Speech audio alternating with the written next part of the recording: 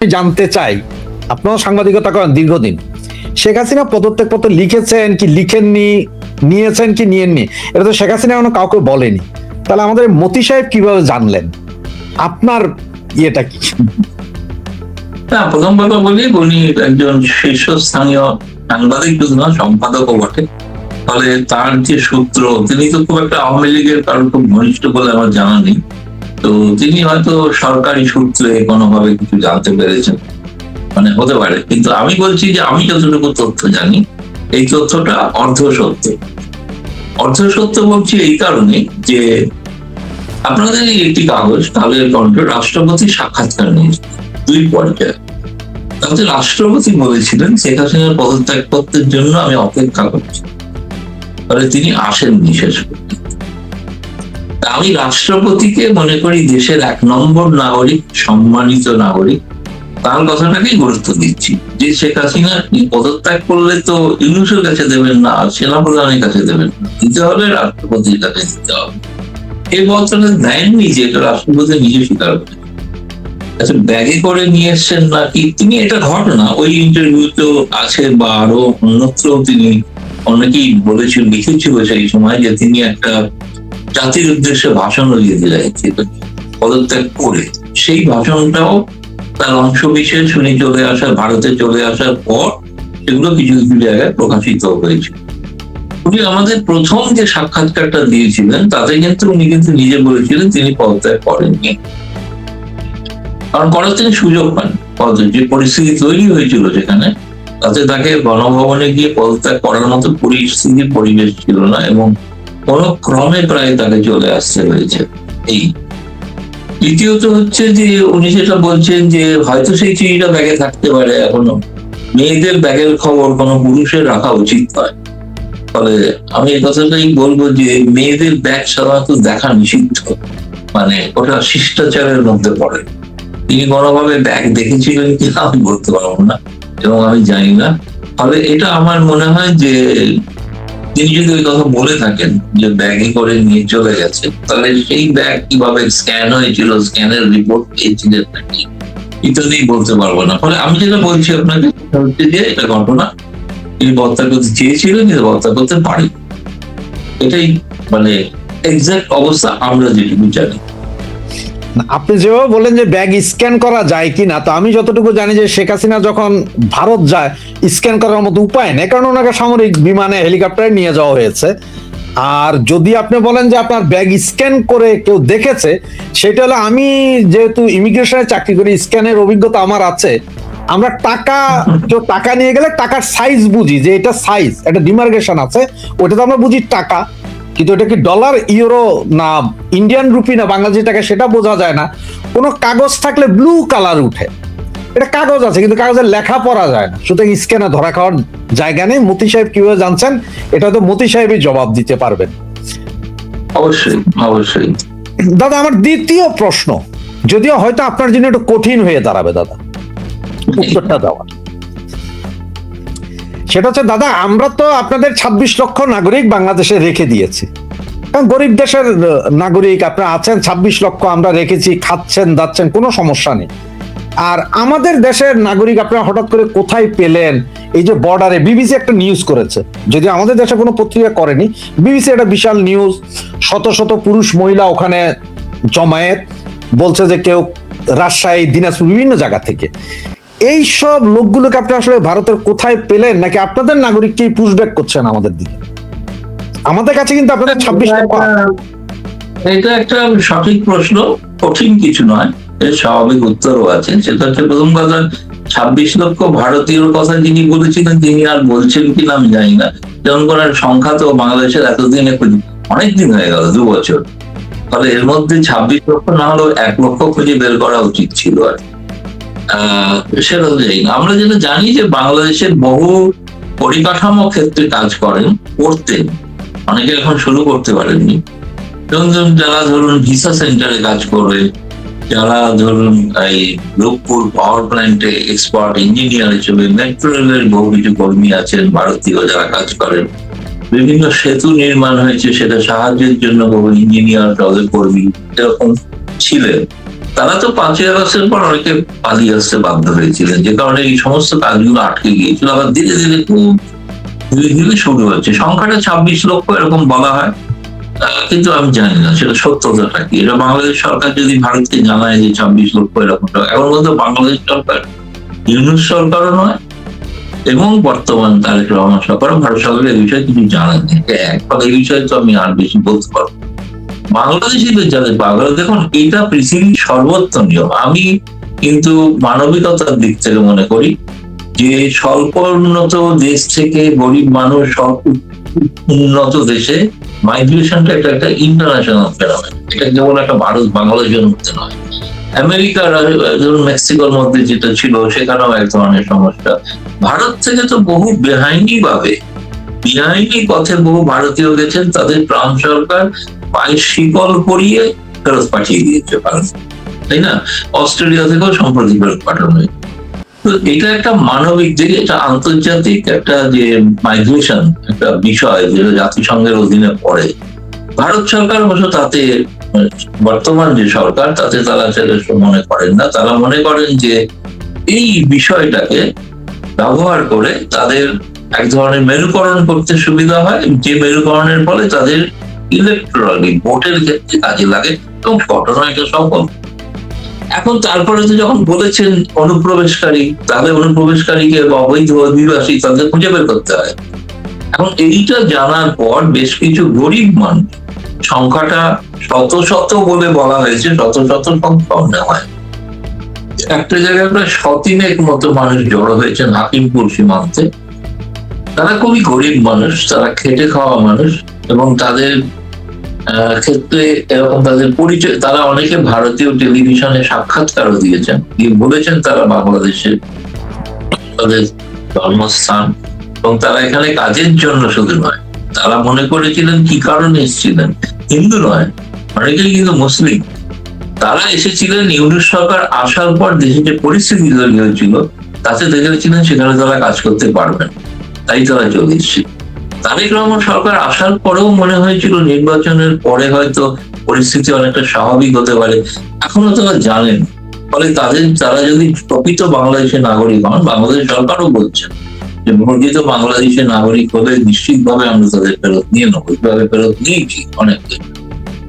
কিন্তু এই প্রসঙ্গে একটা আমি বলি, যেটা মানে ইতিবাচক দিক যেটা বলে আমার কাছে মনে হয়েছে, সেটা হচ্ছে এই প্রথম আগামী 8ই জুন থেকে 12ই জুন দুই দেশের সীমান্ত রক্ষী বাহিনীর মধ্যে একটা বৈঠক হতে চলেছে। যে দ্বিবার্ষিক বৈঠকটা, শেষ বৈঠকটা হয়েছিল ঢাকাতে অগস্ট মাসের 25 সালে, এবারে 26-এ এই বৈঠকটা ভারতে হতে চলেছে 8ই থেকে 12ই জুন, যেখানে দুই দেশেরই সীমান্তরক্ষী বাহিনীর মহাপরিচালকরা নেতৃত্ব দেবে। সেখানে কিন্তু এই বিষয়টাই আলোচিত হওয়ার কথা, যে অবৈধ অধিবাসীর বিষয়টা কি, অভিবাসীর, এবং এই যে পুশব্যাক করার সিদ্ধান্ত ভারতের কোন কোন রাজ্য সরকার নিয়েছে, এই বিষয়টা পুঙ্খানুপুঙ্খভাবে আলোচনা হতে পারে। এবং এটা আলোচনার মাধ্যমে এটা যদি কোনো একটা সুষ্ঠু সমাধান পাওয়া যায়, যারা বাংলাদেশি নাগরিক তাদের যদি পরিচয় নিশ্চিত হয়, কিংবা যদি বাংলাদেশ ভারতীয়দের পরিচয় নিশ্চিত করতে পারে যারা অবৈধভাবে আছেন। আমি বলছি চাকরি সূত্রে গেছেন তারা তো ওয়ার্ক পারমিট নিয়ে আছেন, যারা চাকরি বা ওয়ার্ক পারমিট ছাড়া আছেন। ফলে এই বিষয়টা আলোচনা হলে দু দেশের মধ্যে যে আলোচনা হচ্ছে, ভারত সরকার বহুকাল চেয়েছে আলোচনা, কিন্তু দীর্ঘায়িত হচ্ছিল বিষয়টা। এতদিনে তারেক রহমান সরকার এই সম্মতি দিলেন, ফলে এই আলোচনাটা একটা ইতিবাচক দিক। আমার মনে হয় আলোচনাটার পর পরিস্থিতি সম্পর্কে সম্মত দুটি দেশেরই একটা ধারণা তৈরি হবে। দাদা, এই বর্তমানে যে তারেক রহমান প্রধানমন্ত্রী আছেন বা বিএনপি ক্ষমতায় আছে, এখন বিএনপির সাথে কি ভারতের সম্পর্ক কি আগের চেয়ে ভালোর দিকে যাচ্ছে বলে মনে হচ্ছে? আচ্ছা, আজকেও গতকালও ভারত একটা চিঠি পাঠিয়েছে সাবেক রাষ্ট্রপতি শহীদ রাষ্ট্রপতি জিয়াউর রহমানের মৃত্যুবার্ষিকী উপলক্ষে, যে ওনার একটা ঘোষণার কথা বলা হয়েছে, যেটা স্বাধীনতার ঘোষণা, যেটা ওরা ঘোষক বলে বিএনপি। এটাতে কি মনে হচ্ছে, এসব চিঠি পত্রে কি সম্পর্কের কি বরফ গলছে আপনার মনে হয়? না, ভারতের দিক থেকে এই উদ্যোগটাকে বাংলাদেশিরা নানা রকম অন্যরকম ভাবে প্রচার করতে থাকেন। এটা হচ্ছে, দেখুন, একটা সময় বলা হতো নির্বাচন নিয়ে নানা প্রশ্ন ছিল ঠিকই, কিন্তু শেখ হাসিনা তো 15 বছর ছিলেন প্রধানমন্ত্রী, তার বা তার পরিবারের সকলের প্রতি বঙ্গবন্ধুর প্রতি ভারত সরকার যে শ্রদ্ধা দেখিয়েছিল, সুতরাং সেই সময় তার জাতির পিতা তাকে শ্রদ্ধা জানিয়েছিলেন। আজকে আওয়ামী লীগ ক্ষমতায় নেই, আজকে জিয়াউর রহমানের প্রতিষ্ঠিত একটি দল ক্ষমতায় আছে, ফলে সেই নির্বাচন সেটা নিয়েও প্রশ্ন আছে, নেই যে তা নয়, তাহলেও একটা নির্বাচিত সরকার।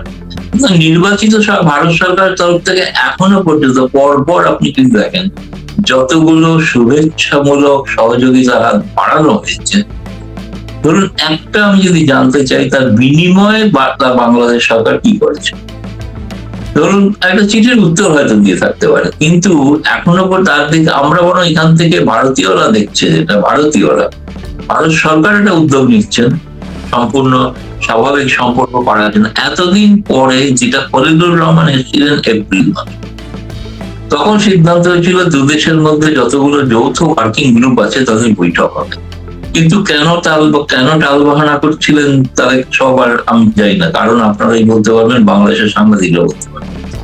মানে বাংলাদেশের সাংবাদিকরা এখানে এসেছিলেন, সফর করেছেন, তাদেরকেও বলা হয়েছে যে বৈঠকগুলো হচ্ছে ম্যাডাম। এতদিনে গঙ্গা নিয়ে বৈঠক শুরু হলো শেষ প্রান্তে, তখন শুকা মরশুম শেষ, মানে একটা মানি হয়, এরপরে তো বন্যা, বন্যার সময় তো পানি প্রবাহ হিসাব রেখে কোনো লাভ নেই, ফলে কেন দেরি করলেন আমি এটা জানি না। দুই, এতদিনে তারা সীমান্তে যখন সমস্যাটা বাংলাদেশের উপর একটা চাপ তৈরি হয়েছে না, এতগুলো মানুষকে যদি সত্যি ফিরিয়ে নিতে হয়, তারা প্রকৃত বাংলাদেশি কিনা, যেটা ভারত সরকার বলছেন 2800-র উপরে মানুষ, তাদেরকে আমরা বাংলাদেশ হিসেবে চিহ্নিত করেছি, তারেক রহমান সরকার তার কোনো জবাব দিচ্ছেন না। যদি আমি শুনেছি একটা জবাব এসেছে, অনেকের সম্পর্কে তারা আপত্তি তুলেছেন যে এরা ভারতেই জন্মেছে, ফলে এরা বাংলাদেশি নাগরিক নয়। কিন্তু এই বিতর্কটা তো কেবলমাত্র মিডিয়ার মাধ্যমে চলে তো লাভ নেই, এই পরিস্থিতি সামনাসামনি এবার যে আলোচনা করতে রাজি হলেন।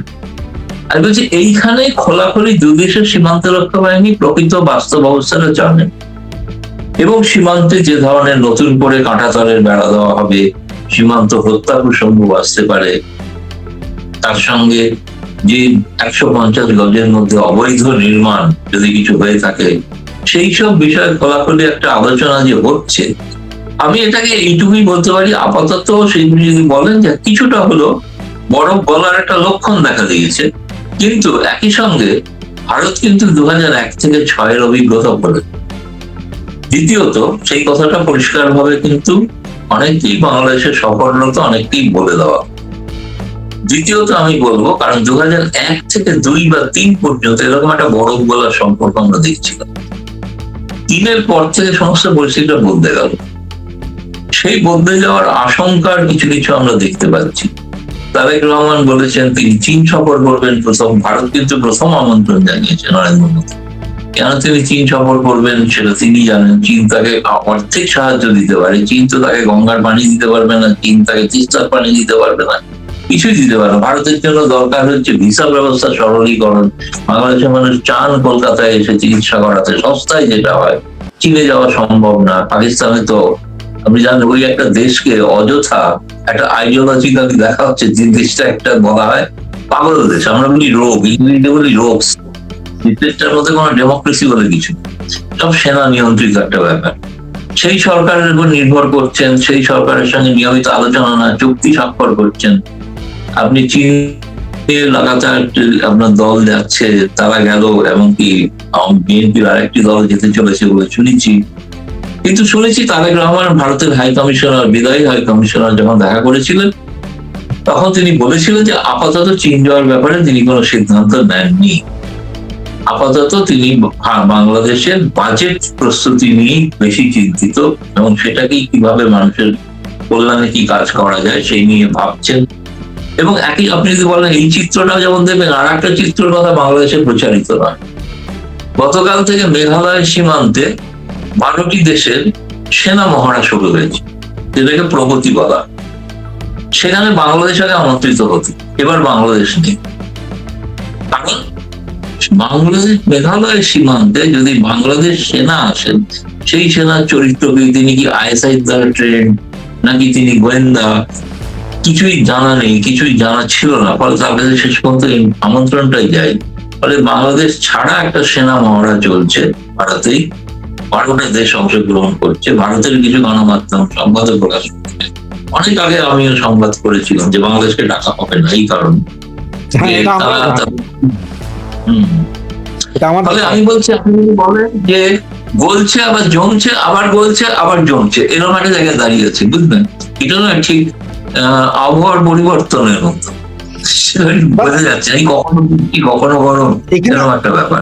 আরেকটা ইন্টারেস্টিং কথা আছে, যেটা ফেসবুকে, বাংলাদেশে ফেসবুকে লেখালেখি হয় বা জিজ্ঞেস করা হয় অনেকে একজন আরেকজনকে, এই যে অবৈধ অভিবাসী যাদেরকে ভারত পুশব্যাক করছে বাংলাদেশে, বর্তমানে তো অনেক আওয়ামী লীগের নেতাকর্মীও ভারতে আছে বলে জনশ্রুতি আছে, আমি জানি না, জনশ্রুতি আছে। আমি জানি একমাত্র শেখ হাসিনা আছে রাষ্ট্রীয় প্রটোকলের মর্যাদায়, অনেক নেতাকর্মী আছে, ওদেরকেও কি পুশব্যাক করা হবে নাকি ওই ব্যাপারে কোনো ছাড় আছে বলে মনে হয়? না, ওই ব্যাপারে আমি তো সেরকম কোনো সিদ্ধান্ত শুনিনি তাদের পুশব্যাক করা হবে। তার কারণ হচ্ছে তারা জীবনের সংশয়, প্রাণ সংশয় নিয়ে ভারতে আশ্রয় পেয়েছে। আশ্রয় পাওয়ার পর তারা বিভিন্নভাবে আছেন, এটা ভারত সরকারের নজরেই আছে। তারা ভারত সরকারের এক ধরনের, আপনি যদি বলেন নজরবন্দিতে, যদি বলবো তারা আছেন, কোথায় আছেন, কিভাবে আছেন, সবটাই ভারত সরকারের জানা আছে। এবং ভারত সরকার সেক্ষেত্রে তাদের ক্ষেত্রে কোনো কারণ এই ধরনের যে কেউ, ধরুন এই যারা অভিবাসী, আপনি বলছেন পুশব্যাক করাটা আপাতত কিন্তু স্থগিত হয়েছে, মানে হচ্ছে না এই মুহূর্তে, এই আলোচনাটা হবে বলে। তার কারণ হচ্ছে যে ধরুন তারা যদি কেউ বলেন যে আমি ওখানে ফিরে গেলে আমাকে রাজনৈতিক কারণে হত্যা করা হবে, এই আওয়ামী লীগের নেতারা যখন ভারতে এসেছিলেন তাদের বিরুদ্ধে যে অপরাধ, সেগুলো তারা ভারতে আসার পর বাংলাদেশ সরকার জানিয়েছে। তাদের যে অপরাধ, তারা তো যখন এসেছিলেন একজন সাধারণ বিপন্ন নাগরিক, যেমন দলাই লামা এসেছিলেন, যেরকম আফগানিস্তানের অনেকে এসেছিলেন, ভারতের এরকম অনেকেই আশ্রয় দেয় যাদের বিপন্ন, রাজনৈতিক দিক থেকে যারা মানে তাদের প্রাণ সংশয় থাকে, তাদের আশ্রয় দেয়, এবং তার সঙ্গে তাদের যারা সহযোগী, তার পরিবার, তাদের সকলকেই আশ্রয় দেওয়া হয়। কারণ এটা যদি নিশ্চিত করে বাংলাদেশ যে আগামীকালই এদের সবাইকে ফেরত পাঠিয়ে দিলে এদেরকে হত্যা করা হবে না বা কিছু করা হবে না, তাহলে তারা জানেন। সেই আলোচনাটা হচ্ছে কিনা আমি জানি না, সেটা বলতে তার মানে হচ্ছে আপনি যেটা বলতে চাচ্ছেন, আমি ফ্রান্সে যেটা জানি যে আমরা যারা অ্যাজাইল নিয়েছিলাম এক সময়, আমাদেরকে সবাইকে অ্যাসাইলাম দেওয়া হয়েছিল যে আমরা হোমলেস এর মতো। আবার এখানে আরেকটা অ্যাসাইলাম আছে যেটা হচ্ছে যে আপনার স্পেশাল প্রোটেকশন বলে, খুব সংক্ষিপ্ত প্রোটেকশন, যে হ্যাঁ একে নিলে মেরে ফেলবে, তুমি থাকো এখানে, খাও, সবকিছু আছে, যখন তোমার ভালো লাগবে তুমি তোমার দেশে চলে যেতে পারবে যদি অবস্থা ইয়ে মনে করো। তার মানে এখন যারা আছে তারা সেরকম স্পেশাল একটা প্রোটেকশনে আছে যে আপনারা থাকেন, কারণ ভারত সরকার জানে যে আসলেই হত্যা করা হবে। এইটাই দাদা আজকে আমাদের সবচেয়ে বড় আমাদের যে হেডলাইনটা ছিল যে ভারতকে কি সরাসরি সতর্ক করলেন কিনা শেখ হাসিনা, এটা ছিল আমাদের প্রশ্ন। এই প্রশ্নটা কেন, কারণ হচ্ছে গত 4-5 দিন যাবত একটা ফটোকার্ড ঘুরছে বিভিন্ন জায়গায় যে শেখ হাসিনা বলছেন আমার দেশে ফিরে যাওয়া ভারত সিদ্ধান্ত নিবে না, আমি সিদ্ধান্ত নিব। আমার জানার বিষয় এটা, যে শেখ হাসিনার ফিরে যাওয়াটা কি আসলে ভারতের সিদ্ধান্তে হবে নাকি শেখ হাসিনার সিদ্ধান্তে? অবশ্যই ভারত সরকারের ঘোষিত নীতি হলো শেখ হাসিনা যেদিন চাইবেন সেদিন ফিরে যাবে।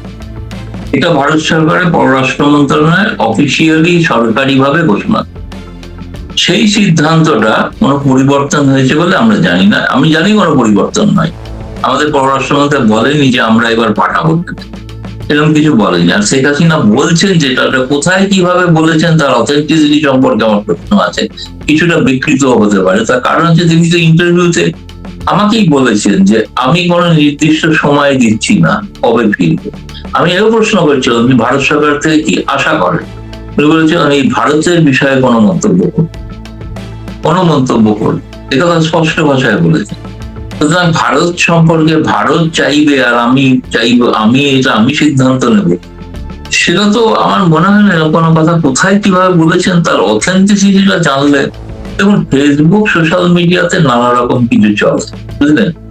এখন সেটা তো বিশ্বাস করা যায় না। ফেসবুকে তো আমি একটা ছবি দেখলাম, ইউনুস নাকি রূপান্তরিত হয়ে গেছে, আমি যেটা বিশ্বাস করি, আমি তো দেখলাম ছবি, সবটা ফেসবুক দেখেই যদি বিশ্বাস করি তাহলে মহা সমস্যা। তাহলে তো অনেক কিছু, আপনি কি দেখেছেন কিনা জানি না, একটা ছবি চলছে, আমি মুখোমুখি শেখ হাসিনার সামনে বসে ইন্টারভিউ নিচ্ছি, এটাও একটা ছবি। এবং দেখেছি মানে এই ছবিটা আপনি আপনার ইউটিউব চ্যানেল ইউজ করেছেন, কিন্তু আমি তার সঙ্গে সাক্ষাতে সামনাসামনি বসিনি, আমি টেলিফোনে কথা বলি। ঠিক আছে, এখন এগুলো তো অনেকে বিশ্বাস করেছেন তাহলে গৌতম গায়েনী, ধরুন আমার হয়তো নাম ধাম ইত্যাদি একটু বাড়িয়ে দিয়েছেন, তার জন্য ধন্যবাদ, কিন্তু আমি এখনো সামনাসামনি সাক্ষাতের সুযোগ পাইনি। ফলে আমি যেদিন পাবো আমার মনে হয় না সেদিন এরকম ভাবে ছবিও তোলা যাবে। তো আমি জানি না, সেটা নিশ্চয়ই হবে, একদিন সাক্ষাৎ হবে নিশ্চয়ই, এটুকু বলতে পারি। এখন দাদা একটা জিনিস, যেমন আপনিও বলেছেন যে শেখ হাসিনা ফিরে আসবে, এয়ারপোর্টে কোটি লোক হবে, আপনি এই ধরনের কথা বিভিন্ন জায়গায় বলেছেন। এখন আমার যে প্রশ্নটা দাদা, উনি ফিরে যাবেন, কোটি লোক হবেন, বা উনি ফিরলে আসলে বাংলাদেশে সেই ধরনের নিরাপত্তার কোনো ব্যবস্থা আছে কি না, বা নাকি ভারতীয় সেনাবাহিনী নিয়ে আসবেন ওনাকে, না বাংলাদেশ সেনাবাহিনী যে নিয়ে আসবেন ওনাকে, আসলে কোনটা বিষয়গুলো? দেখুন, সরাসরি ষষ্ঠ ভাষায় বলে তিনি ফিরে যাবেন, এটা ঘটনা এক। তৃতীয়ত হচ্ছে কিভাবে ফিরবেন, এটা তার হচ্ছে রণনীতির গোপনীয়তা রাখছে। এটা তিনি বলবেন না, টেলিভিশনের মাধ্যমে ঘোষণা করে যাবেন না, হয়তো আওয়ামী লীগের স্থানীয় স্তরের লোকেরা জানতে পারে কিভাবে আসছে না, এবং তাদের যে ফিডব্যাক, এবং বলছি যে বিভিন্ন জেলা থেকে আমি প্রতিদিন প্রায় অন্তত কম করেও 100 খানেক ফোন পাই বাংলাদেশ থেকে। সৌভাগ্যক্রমে আপনারাই আমাকে অনেক জনপ্রিয় করে দিয়েছেন, অনেকের ধারণা আমি অনেক কিছু জানি, সবটা জানি না, কিন্তু ঘটনা হচ্ছে তারা নিজেরাই বলেন যে বলুন দাদা ফিরে আসছে, আমরা 1 কোটি মানুষ নিয়ে। তো আমরা এরকম বাংলাদেশের আওয়ামী লীগের সমর্থক সংখ্যাটা 4 কোটি, খুব কম করে 1/4 বলেছি। সত্যি যদি তিনি ফিরবেন সেই বিষয়টা কিন্তু আমার কাছে মনে হয়েছে সেটা ঐতিহাসিক ঘটনা তো হবেই, এবং ঐতিহাসিকের থেকেও আইন শৃঙ্খলার ক্ষেত্রেও একটা বড় ধরনের চ্যালেঞ্জ হতে পারে তারেক রহমান। সেই কারণে সিদ্ধান্তটা তিনি প্রকাশে, আমার মনে হয় যদি ফেরেন, হয়তো আমি সেটা জানি না, আরো জানার চেষ্টা করছি, হয়তো তারেক রহমান সরকারের সঙ্গে কোনো আলাপ আলোচনা চলতে পারে যে ফিরলে কি পদ্ধতিতে ফিরবেন, ফিরলেই তিনি জনসমক্ষে যাবেন নাকি ব্যারাকে যাবেন নাকি বিচারের মুখোমুখি হবেন, আবার নতুন করে বিচার হবে কি হবে না। ফলে এই বিষয়গুলো নিয়ে আমার মনে হয় সিদ্ধান্ত হওয়ার পরেই তার ফিরে যাওয়াটা স্থির হবে, এবং তিনি যেদিন ফিরবেন এটা ঘটনা, সেদিন কিন্তু মানুষের, তার কারণটা হচ্ছে, মূল কারণ হচ্ছে মানুষ বর্তমানে ভীষণ কষ্টে আছে, আর্থিক কষ্টে আছে, বেকারিত্বের মধ্যে ভুগছে, রোজগার অত্যন্ত কম, সবাই ভালো, নেতা ছাড়া কেউ ভালো নেই সত্যি কথা বলতে। ফলে এই সাধারণ কর্মী, সাধারণ এরা, তারা কিন্তু ঝাঁপিয়ে পড়বেন, তাদের প্রাণ সংশয় থাকলেও উপেক্ষা করেও ঝাঁপিয়ে পড়তেন বলে আমার তাদের সঙ্গে, আমি বলছি আমার কিন্তু তৃণমূল স্তরের মানে লোকেদের সঙ্গে কথা হয়, মানে তাদের মনোভাব থেকে বলছি, যেটা আমি জানি না বাংলাদেশের ইন্টেলিজেন্স আমি কি জানি। আপনার সাথে তৃণমূলের কথা হয়, অনেকের কথা হয়, এটা সত্য কথা। আমার কাছে অনেকে ফোন দেয়। আসলে ঘটনা হচ্ছে কি হয় যে একটা হিন্দিতে একটা কথা আছে যে মারতা কেয়া না কর্তা, মারা যাচ্ছে সে কি না করবে। সুতরাং বাংলাদেশের তৃণমূলের যারা আছে, সাধারণ জনগণ সবাই আমাদের কাছে জানতে চায় যে কি হবে কি হবে, কিউরিসিটি, এবং তারা আসলে পিঠ দেওয়ালে ঠেকে গেছে। এই জন্য দাদা আমার যে লাস্ট যে কোশ্চেনটা আপনার কাছে, লাস্ট একদম কোশ্চেনটা, সেটা হচ্ছে যে আপনাদের ভারতবর্ষে একটা কথা প্রচলন আছে যে 71 যুদ্ধের পরে ভারতীয় সেনাবাহিনী ফেরত নেওয়া উচিত হয়নি, পৃথিবীর কোনো দেশ থেকে নেয়নি আজ পর্যন্ত। এখন আবার শুনতেছি যে অনেকে বলতে সেই ভুল হয়তো শুধরাবে, ভারতীয় সেনাবাহিনী হয়তো চিকেন নেককে হাতির নেক করে ফেলতে পারে, রংপুরের ওইদিকেও নিয়ে যেতে পারে, যদি আবার 7 সিস্টারের দিকে ধাবিত হয় আমার বাংলার মজলুম নেতারা। আপনার কি মনে হয় আসলে বিষয়টা? দেখুন, স্বাধীন বাংলাদেশকে তার যে রাষ্ট্রপতি, পরবর্তীকালে প্রধানমন্ত্রী শেখ মুজিবুর রহমানের ইচ্ছাকে সম্মান রেখে প্রধানমন্ত্রী ইন্দিরা গান্ধী সিদ্ধান্ত নিয়েছিলেন, এবং নির্দিষ্ট সময়ের আগেই সেনা প্রত্যাহার করেছিলেন, যাতে মনে না হয় যে ভারত একটা ওখানে অকুপেশনাল আর্মি রাখছে। ফলে এই সিদ্ধান্তটা নিয়ে কে কি পরবর্তীকালে ভাবতো, কি হয়েছিল, সেই 71টা ফিরে আসবে না।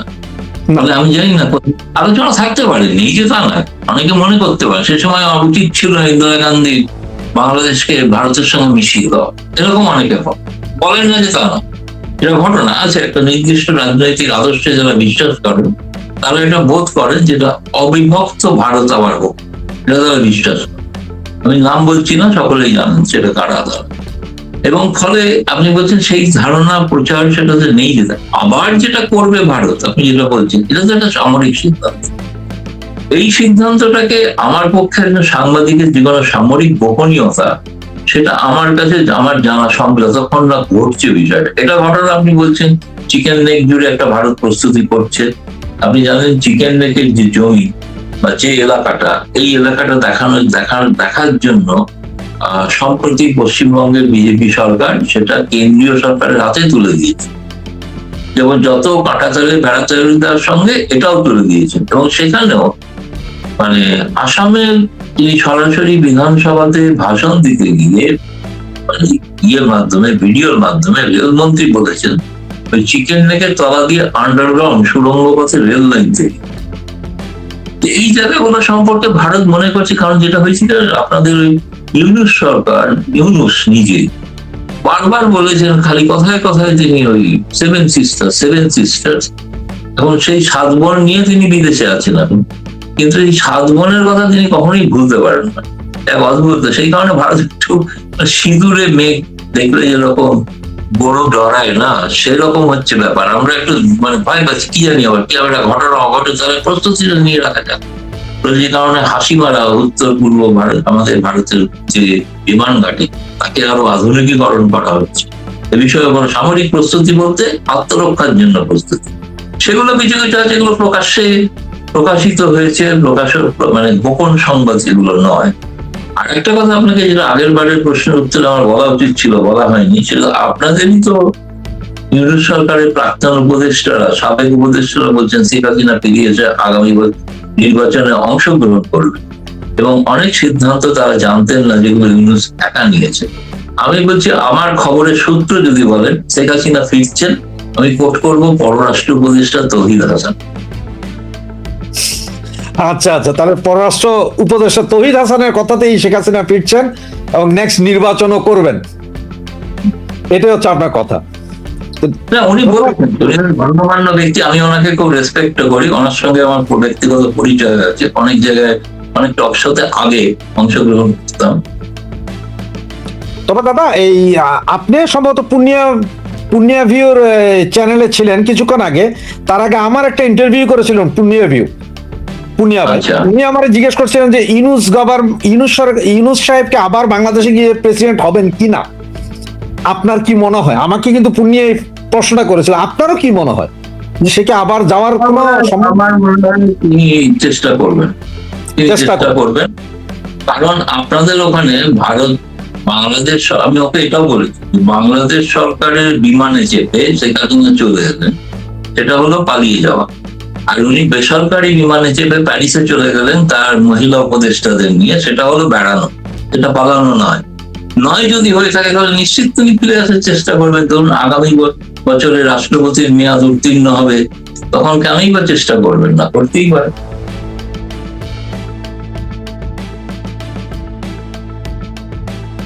তরফ থেকে ঈদের শুভেচ্ছা। যেটা আপনি যে প্রশ্নটা করেছেন, এটা ঘটনা যেটা আমাদের কিছু গণমাধ্যমে ইতিমধ্যেই রিপোর্ট প্রকাশিত হয়েছে। সেটা হচ্ছে যে তারা যে ভোলকার যে রিপোর্ট দিয়েছিলেন, যেটার ভিত্তিতে অ্যাকচুয়ালি আন্তর্জাতিক অপরাধ ট্রাইব্যুনালে শেখ হাসিনার যে বিচার হয়, সেই বিচারে কিন্তু মূলত নির্ভর করা হয়েছিল এই ভোলকারের রিপোর্টের ভিত্তিতে। উল্লেখও আছে সেই জাজমেন্টের, যদিও সেই ভোলকারের রিপোর্টকেই ভিত্তি করেই কিন্তু যে জাজমেন্ট হয়, সেই ভোলকারই তিনি বলেছিলেন যে 1400 গণহত্যার জন্য শেখ হাসিনাকে দায়ী করা। কিন্তু এই আইনজীবীরা যেটা ভোলকারের কাছেই লিখেছেন, যে সেটা হচ্ছে যে আপনার এই তথ্যটা সঠিক নয়, বা কোথা থেকে পেলেন 1400, তার কারণ হচ্ছে যে বাংলাদেশের যে ইউনূস সরকারের সময় যে গেজেট নোটিফিকেশন হয়েছিল, এই গেজেট নোটিফিকেশনে 800 কিছু বেশি যারা মারা গিয়েছেন তাদের তালিকা ছিল, কিন্তু 1400 তালিকা ছিল না। গেজেট নোটিফিকেশন আজ পর্যন্ত হয়নি, বা পরবর্তীকালে ওই গেজেট নোটিফিকেশনকে সংশোধন করে 1400 তালিকা এখনো পর্যন্ত প্রকাশ হয়নি বলেই আমরা জানি। সেইটার ভিত্তিতে ভোলকারের রিপোর্টকে চ্যালেঞ্জ করার অর্থ হচ্ছে যে আন্তর্জাতিক অপরাধ ট্রাইব্যুনালে যে বিচার হয়েছিল, সেই বিচারটা আসলে আদতে প্রহসন। কারণ তথ্যই যদি ভুল থাকে, একটা ভুল তথ্যের বিরুদ্ধে বিচার হলো, এখন কাকে গণহত্যা বলা হবে? 800-কে, 1400-কে, নাকি 71-এর সময় যে লক্ষ লক্ষ হত্যা হয়েছিল তার সঙ্গে যে যুদ্ধ অপরাধের সঙ্গে সাধারণ অপরাধকে এক জায়গায় নিয়ে, এগুলো আইনি বিষয়, আইনি বিতর্ক রয়েছে। এটা এক ধরনের, এখন তাকে কি পর্যন্ত কি দাঁড়াবে, তার রায় কি দাঁড়াবে, তার পরিস্থিতি কি হতে পারে, এর আগেও কিন্তু তারা একটা ওই মানে আর্টিকেল 4 অনুসারে একটা আবেদন শেখ হাসিনার পক্ষ থেকে করা হয়েছিল। সেটা কোনো কিন্তু আমরা কিন্তু শুনিনি এখনো পর্যন্ত। এটা রিপোর্ট জমা পড়েছে। এখন পল ভোলকারের অফিস এই বিষয়ে কোনো মন্তব্য করেন কিনা সেটা দেখার অপেক্ষায় আছে। কিন্তু এটাকে আমি বলছি এটা রাজনৈতিক ভাবে একটা ব্যবহার করা আওয়ামী লীগের পক্ষে, যে তার বিরুদ্ধে একটা অসত্য অভিযোগ এনে অসত্য অভিযোগের ভিত্তিতে এবং তাকে জোর করে একটি আদেশ দেওয়া হলো। এই আদেশে আরো কাউকে দেওয়া হয়েছে, প্রত্যেকটাই হচ্ছে সঠিক তথ্যের ভিত্তিতে নয়। এটাকে রাজনৈতিক দিক থেকে বাংলাদেশে প্রচার কতটা হবে সে নিয়ে সন্দেহ আছে, কারণ বাংলাদেশে তো আওয়ামী লীগের সংবাদ প্রকাশ করাটাই অপরাধ, ফলে সেখানে তো মিডিয়া করতে পারছেন না। এবং সেই জন্য অন্যান্য গণমাধ্যম, ভারতের গণমাধ্যম তারা এগুলো প্রকাশ করছে এবং সেটা সকলেই জানেন যে এই রিপোর্ট প্রকাশ হবে, এই গণমাধ্যম থেকে বাংলাদেশের মানুষ নিয়মিত ভারতীয় গণমাধ্যম গুলোকে অনুসরণ করে, ফলে তারাও জানতে পারছেন বা পড়বেন। এই বলুন পূর্ণিয়া স্যার। আমাদের সামনে কিছু খবর আছে, আমরা খবরগুলো আমাদেরই একজন খুব বড় দায়িত্বশীল সম্পাদক তিনি প্রকাশ করছেন। আমি ইচ্ছা করে নাম উল্লেখ করছিলাম, কিন্তু এটা নিয়ে আলোচনা হচ্ছে আমাদের দেশে। তিনি বলছেন শেখ হাসিনা পদত্যাগ করতে চেয়েছিলেন কিন্তু পদত্যাগ পত্র দিতে পারেন। 3 পৃষ্ঠার এই পদত্যাগের কারণ উল্লেখ ছিল, শেষমেশ ভ্যানিটি ব্যাগে করে সেটি নিয়ে যান। এটা হলো একটা আলাপ। শেখ হাসিনা পদত্যাগ পত্র নিয়ে বাংলাদেশে এর আগে অনেক শক্তিশালী আলাপ হয়েছে, এই পদত্যাগ পত্রটি বাংলাদেশে খুঁজে পাওয়া যায়নি। আরেক জায়গায় আমাদের এই সিনিয়র সাংবাদিক বলছেন যে সর্বশেষ শুনেছি উনি মানে শেখ হাসিনা ওনার ছেলেকে কিংবা মেয়েকেও দায়িত্ব দিতে চান না, কতদিন বেঁচে আছেন শেখ হাসিনা তিনি থাকবেন। এই দুইটা সাবজেক্টে যদি আমাদের আগ্রহ আছে, শেখ হাসিনা পদত্যাগ পত্র এবং তার নেতৃত্ব নিয়ে এর আগেও কথা হয়েছে, রিফাইন্ড আওয়ামী লীগ কিন্তু বাংলাদেশ প্রস্তাব দিয়েছে। আমি আরো স্পেসিফিক করে বলবো, আপনি শুনেছেন যে রিফাইন্ড আওয়ামী লীগ হলে, উইদাউট শেখ হাসিনা আওয়ামী লীগ হলে এই 12 ফেব্রুয়ারি যে নির্বাচন, এই নির্বাচনে আওয়ামী লীগকে অংশগ্রহণ করার সুযোগ দেওয়া হতো। আপনার কাছে এই 3টা বিষয় আমি একটু জানতে চাই। একসাথে এই প্রশ্ন তুলে ফেললাম, না থাকলে আমি আবার করে দেবো। না, আপনি মোটামুটি যদি মনে থাকে তাহলে বলবো আর কি। সেটা হচ্ছে যে প্রথম প্রশ্ন হচ্ছে যে শেখ হাসিনা যতদিন আছেন ততদিন তিনি, দেখুন এর আগেও একটা ইন্টারভিউ তিনি আমাদের দিয়েছিলেন, তখন তিনি বলেছিলেন যে তিনি কিন্তু পদত্যাগ করেননি। এবং সেটা ঘটনাবহুলের সেই ঘটনার দিনগুলো যদি সবাই জানেন, এমনকি আপনাদের দেশের রাষ্ট্রপতি যে সাক্ষাৎকার দিয়েছেন সেখানেও কিন্তু তিনি বলেছেন যে তিনি অপেক্ষা করছিলেন, কিন্তু শেষ পর্যন্ত প্রধানমন্ত্রী শেখ হাসিনা আসেননি তার কাছে, কারণ পদত্যাগ পত্র রাষ্ট্রপতির কাছে বলছে। আপনাদের বাংলাদেশের গণমাধ্যমেই সাক্ষাৎকার প্রকাশিত হয়েছে, দীর্ঘ সাক্ষাৎকার এবং তাতে প্রসঙ্গ রাষ্ট্রপতি সাহেব বলেছেন, ফলে রাষ্ট্রপতির কথাটাই সঠিক বলে ধরে নিতে হবে। আর দ্বিতীয়ত শেখ হাসিনা আমাদের বলেছেন, আমি সেটাকে বাদও দিই, তাহলে বলতে হবে রাষ্ট্রপতি নিজে বলেছেন তিনি কোনো পদত্যাগপত্র পান। দ্বিতীয়ত আওয়ামী লীগের যে শুদ্ধিকরণ ইত্যাদি বিষয় চলছে, রিফাইন্ড আওয়ামী লীগ বলতে যাওয়া যাচ্ছে, যেটা শেখ হাসিনা সম্পর্কিত ইন্টারভিউতে বলেছেন যে এটা বিরোধীদের বলছে। রিফাইন্ড তো আওয়ামী লীগ সবসময় হয়েই থাকে, তাকে তো পরিশুদ্ধ করাই হয়, সেটা হচ্ছে নিরন্তর প্রক্রিয়া।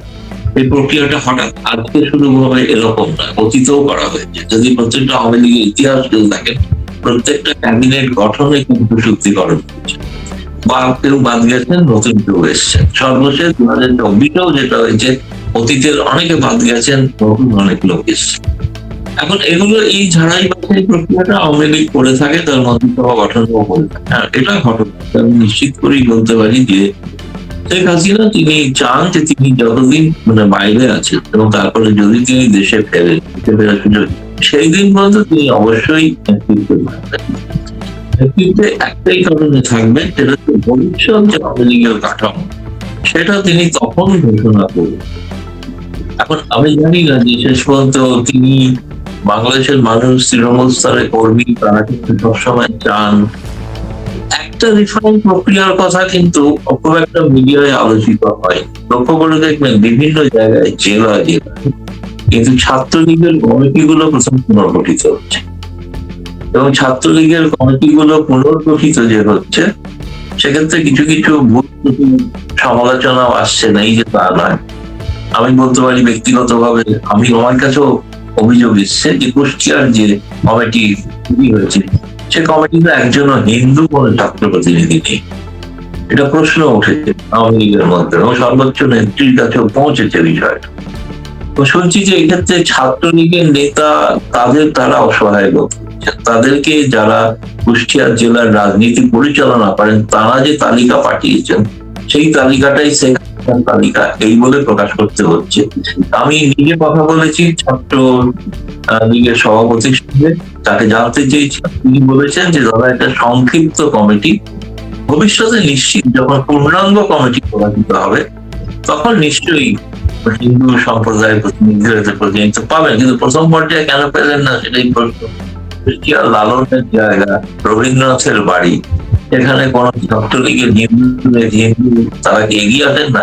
কিন্তু এটা ঘটনা যে বহু ছাত্রলীগের কর্মীরা তারা এগিয়ে আসছেন, কমিটিতে আসছেন, তারা সব জেনেও ছাত্রলীগ নিষিদ্ধ, এটা কিন্তু একটা ইতিবাচক, এটা অস্বীকার করা যাবে না। আমার মনে হচ্ছে যেটা যে কথাটা আপনারা বলছেন, আওয়ামী লীগের পরিশুদ্ধীকরণ বা পুনর্গঠনটা তৃতীয় স্টেপ। প্রথম স্টেপ হচ্ছে ছাত্রলীগ, তারপরে হচ্ছে যুবলীগ, তারপরে হচ্ছে কিন্তু আওয়ামী লীগ। ফলে এইভাবে পরিস্থিতি হাতে যেহেতু অপরন্ত সময় আছে, ধর আগামী 5 বছরের আগে কোন নির্বাচন নেই, ফলে আওয়ামী লীগের প্রস্তুতির হাত অনেক রকম সময় নিচ্ছেন, তারা ধীরে হচ্ছে যেটা।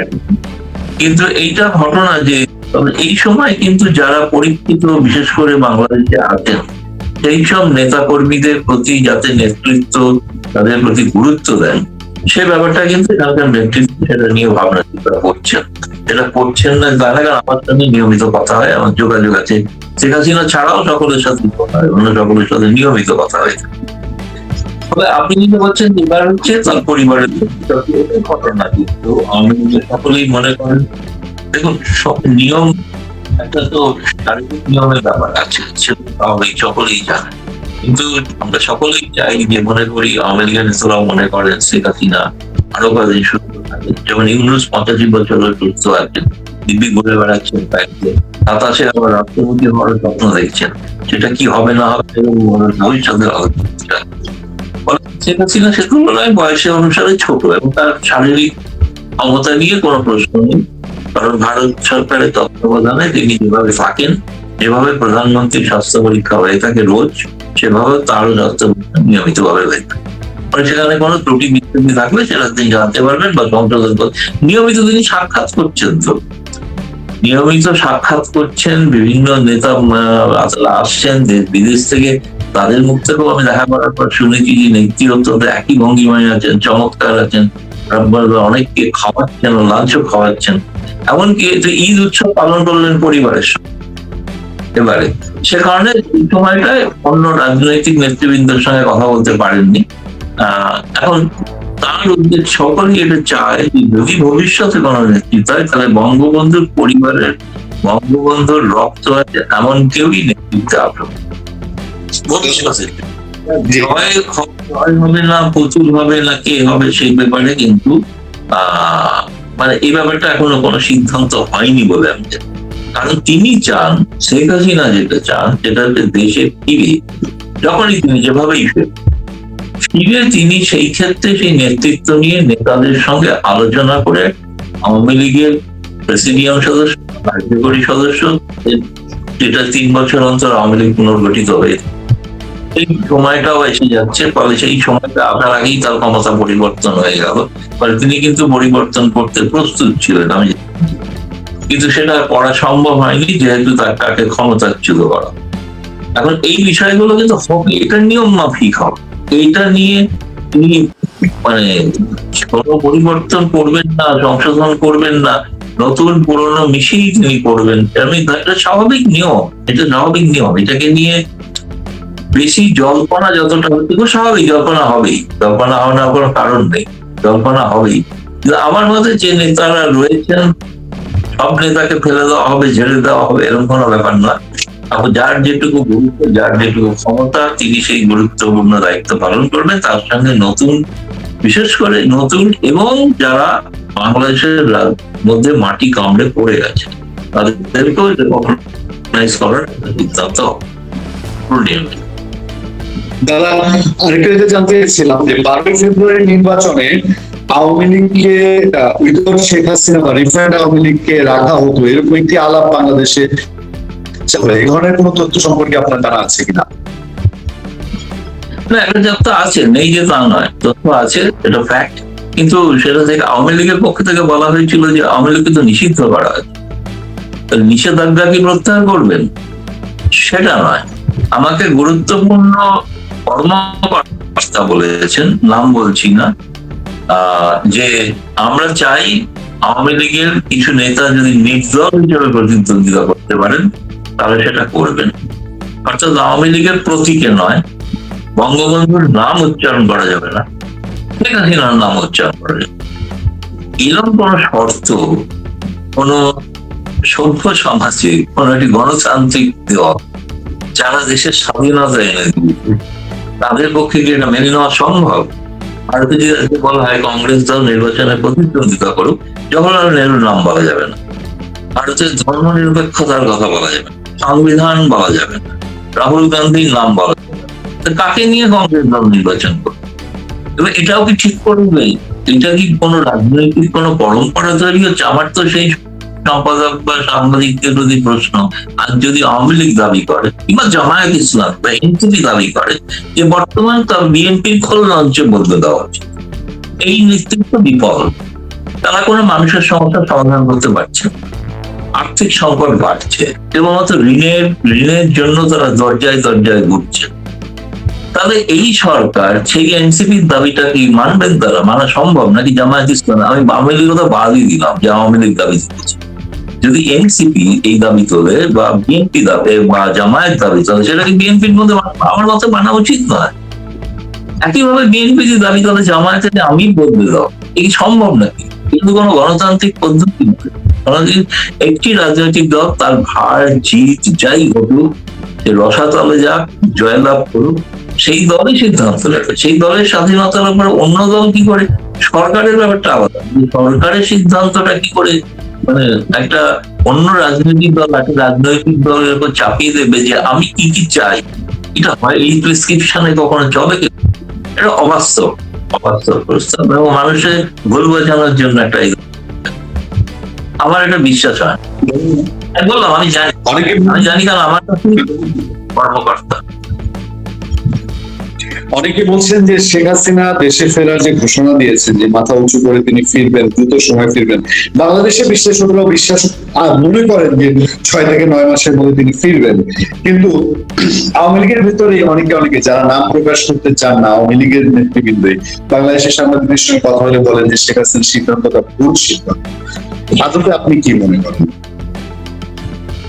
দেখুন, উনি নিজে কি বলেছেন আমি তার উপরে নির্ভর, অন্য আওয়ামী লীগের নেতারা কি বলছেন তার নিয়ে আমি কোনো, সেই সব আওয়ামী লীগের নেতারা তো দেশে 5ই আগস্ট কোথায় ছিলেন আমি জানি।